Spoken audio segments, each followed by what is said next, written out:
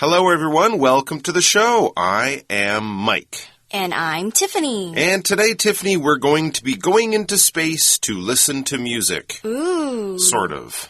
That's quite interesting. I wonder what kind of sounds we'll hear, actually. Well, nothing. You wouldn't hear anything in space because there's no air. Mm-hmm. You need air to make sound work. Right. Right. So we wouldn't actually hear much in space, but there is actually a record that's traveling through space, a record for people who are younger, is sort of like a CD. Before we had CDs, we had tapes and records, those big black round things about the size of a medium pizza. Mm-hmm. And there's actually a record flying through space right now as we sit here in Taiwan. Out there, millions? Maybe billions at this point? I don't know. A long way away, there's actually a music record flying around in space. You can see our title, which is NASA's Voyager Golden Record, to be released in 2017. So is the record coming back to Earth? How will we hear this record? It's full of questions, so I'd say we should just jump into the article and find out more. Let's do it.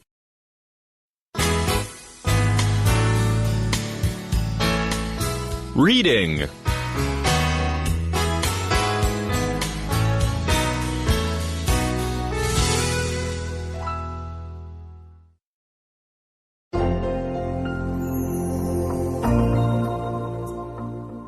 NASA's Voyager Golden Record to be released in 2017. You might have made a time capsule before. However, did you know one exists? The story of our world? Scientist Carl Sagan worked with a special committee to develop it for NASA. The finished product, called the Voyager Golden Record, was sent into space in 1977. It's hoped the record will someday reach extraterrestrials. The record contains sounds, images, and scientific information that our cultures, these beings. On it is music from all different cultures and periods, from classical Bach to Chuck Berry's rock and roll. It also includes sounds such as birds and traffic, greetings in 55 languages, and even one whale language. Finally, 115 beautiful pictures from around the Earth. Now, just being a gift for life in space, this record will be released in 2017 by Ozma Records. The company used Kickstarter to raise $1,363,037 to bring a 40th anniversary edition of the record to life. Don't miss out. This striking piece of history will certainly be worth owning. Alright, so our article first starts off with, you might have made a time capsule before. However, did you know one exists that shows the story of our world? Okay, well, I personally never made a time capsule before, but a time capsule is basically a container where you put things inside, such as you can put newspaper clippings, clothes, or toys, and this is meant for people of the future to open. So maybe you can dig a hole and hide it in your backyard or something. And this is meant for someone to discover maybe 10 or 15 or 20 years later. That's right. A lot of high schools in America, I know, do this, right? It's often a high school project, and you'll put things like you mentioned, maybe popular music from that time, some clothing, some magazines and newspapers or good historical records. And 20, 50, even 100 years or more, I guess, in the future, people will open it and get a feeling of what life was like when the time capsule was made. We call it a capsule because a capsule is a small container that protects things. Often when people go into space, the astronauts might travel in a space capsule. The idea of a capsule is it's quite small, but you can fit things quite safely inside because the capsule is strong. Well, let's keep reading the article. It says, scientist Carl Sagan worked with a special committee committee to develop it for NASA. Okay, so Carl Sagan was a scientist, a space scientist, who was very famous and popular in the 60s, 70s, 80s. If anyone knows that guy on Nat Geo, Neil deGrasse Tyson, the African-American, the black space scientist, his hero actually was Carl Sagan. He met him when Neil deGrasse was still very young. Carl Sagan was a famous television also presenter, taught a lot of people my age about space when we were kids, and he started a committee. What is a committee? Well, a committee is basically a large group of people that are selected or chosen because they're very smart, because of their expertise, because they're experts in a certain topic, and they will do a specific kind of job. Often, for example, if the president wants to get a lot of the best brains in the country to work on something, he'll set up a special committee. For example, we could say the committee decided that a new airport would be built outside Kaohsiung. Next, let's continue reading. The article says, the finished product called the Voyager Golden Record was sent into space in 1977. Ah, yes. Wow. So, that's quite a long time Quite already. a long time ago. That's right. Yeah, so... That's why they didn't have DVDs. Right. It wasn't the Voyager Golden DVD. Yeah, because they didn't have DVD technology at that time. Exactly. All right, so we see another vocabulary word, product. P-R-O-D-U-C-T. It means that this is something that is made or grown and it's specifically meant to be sold or used. For example, cars are made for us to use. So we can say that cars are products. And we use many different products like iPhones, sunglasses, basically anything that you use are called products. Okay, for example, we can also say the toy company wants to make products from recycled material. Okay, and back in our article it says, it's hoped the record will someday reach extraterrestrials. So you might be thinking, why would you put a record on a spacecraft and then just shoot it into space? Well, it was a bit of a dream, I guess. So, one scientist at NASA said, well, wait, what if an extraterrestrial finds this? How are we going to communicate? They won't, speak English or read Chinese or something. We have to find a way to communicate with these extraterrestrials that the spacecraft might meet, and it's a very small possibility. What is an extraterrestrial? Well, take the E, take the T, you get E.T., right? An E.T. and is an extraterrestrial. He's phoning home. He's an alien. So basically, any living animal or any living creature that's not from the planet Earth would be an extraterrestrial, from the scary aliens in a movie to, I guess, even like a simple little animal would be an extraterrestrial. It doesn't have to fly in a spaceship or have a ray gun or anything like that. Basically, any animal that is not from the Earth would be an extraterrestrial. They're also known sometimes as aliens. Do you believe in aliens? Well, I think there's living things out there. Do they fly around in spaceships and have ray guns? I'm not so sure. Maybe and maybe not, but we will see. Maybe they will find us one day, or we will find them. Maybe they'll come and make us their slaves, like in the movies. Oh, no. I hope not. Yeah. All right, so let's continue reading in the article. It says, the record contains sounds, images, and scientific information that introduces our cultures to these beings. Okay, so remember, it's like basically a time capsule again, where you put everything from our era, our culture into this thing. So they're doing all these things so to hope that maybe these ETs or these extraterrestrials can maybe find it one day. Okay, so we also see the word beings. B-E-I-N-G-S. Now here it means a living thing. Okay, so for example, humans, we are called human beings, or even animals are called living beings. So a being is basically anything that is living. Okay, for example, we can say many people believe there are beings in outer space. That's right, they do. And so there's a lot of interesting things on this record. If any alien or extraterrestrial happens to find it, they'll be in for a lot of entertainment. For example, what is on it? It says, on it is music from all different cultures and historical periods, from classical Bach to Chuck Berry's rock and roll. Well, yeah, that's one of the big things that human culture has made, music. Right? So it has music from around the world. It has old classical music by Bach, maybe some Mozart or Beethoven. And Chuck Berry, one of the kings of rock and roll, the inventors of rock and roll is on there. I imagine there's some Elvis, maybe the Beatles. I know there's some blues music on there as well, probably jazz. Who knows? Music from all around the world is on there, but that's not all. Yeah, I wonder if they actually enjoy this too. Well, who knows what aliens like to dance to. Yeah. All right, so next let's continue reading. In the article it says, it also includes sounds such as birds and traffic, greetings in 55 languages, and even one whale language. So basically there's everything on here. Okay, so you hear many different things. Okay, we also hear different greetings.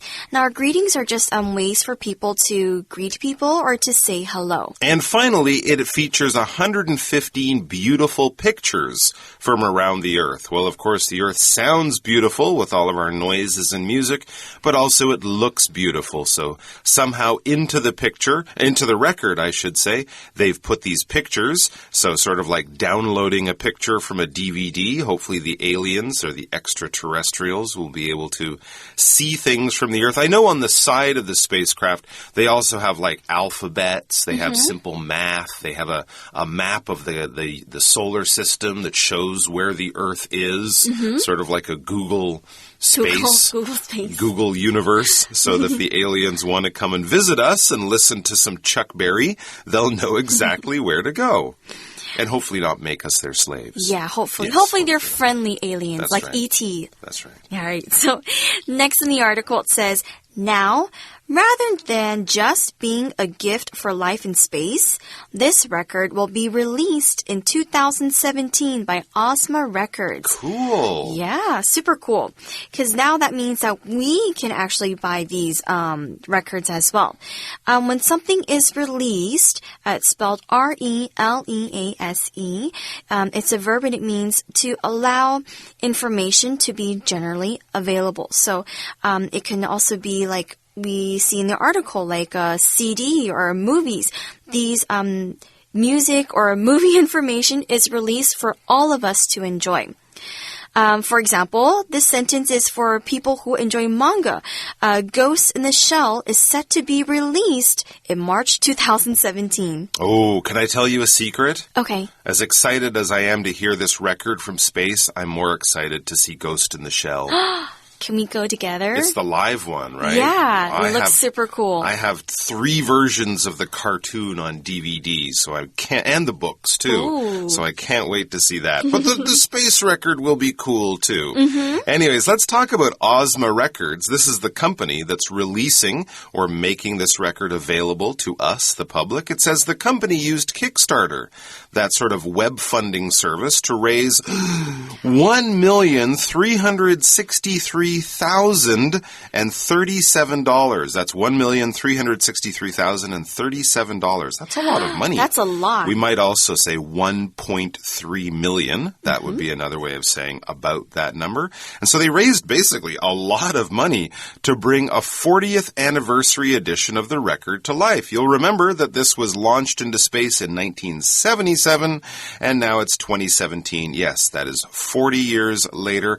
It's like a birthday, and that's basically what an anniversary is. It's a special day that is celebrated each year for some special reason. Your birthday is the anniversary of your birth. People also usually celebrate wedding anniversaries, the 1 year or 2 year or 5 or how many years since the day that you got married. So that yearly celebration is an anniversary.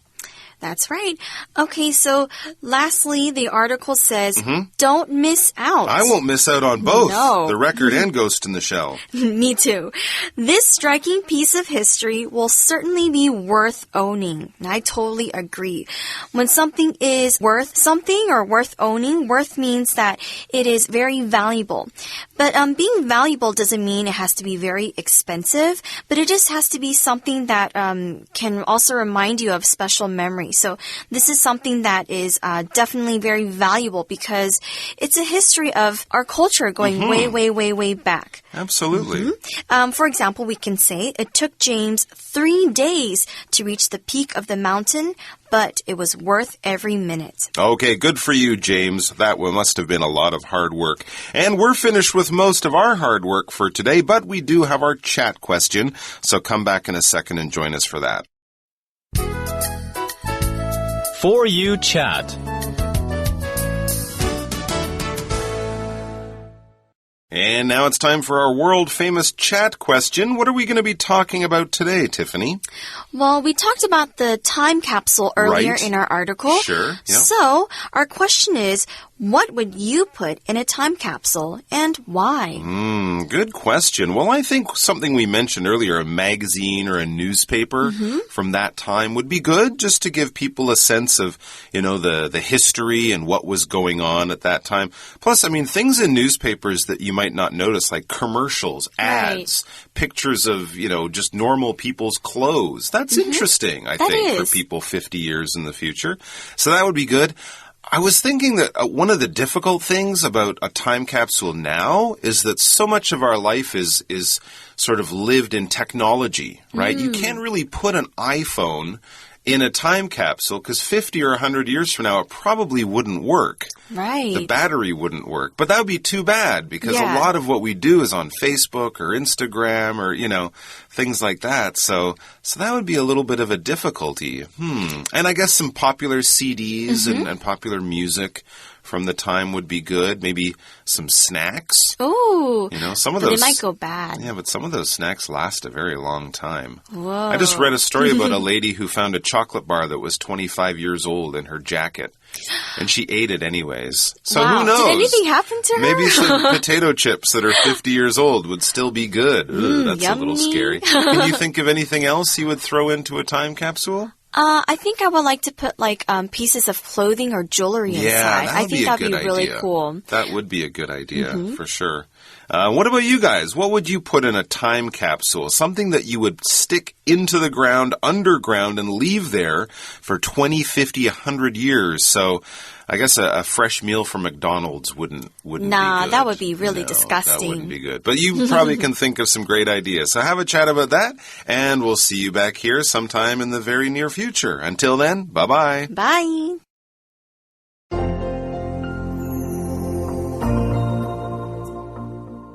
NASA's Voyager Golden Record to be released in 2017. You might have made a time capsule before.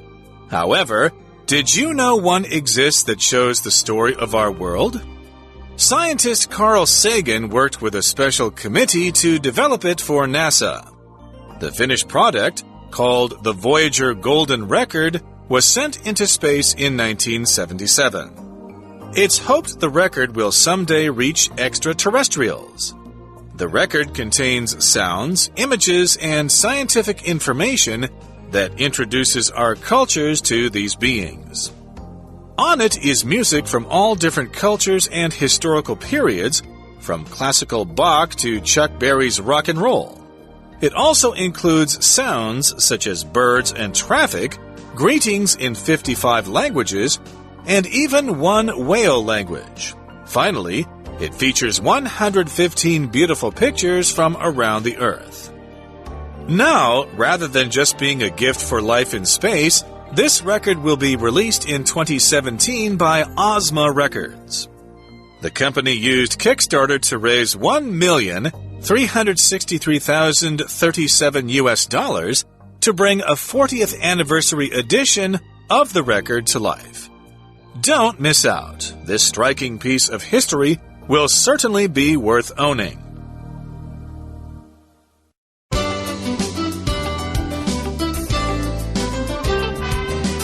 Vocabulary Review.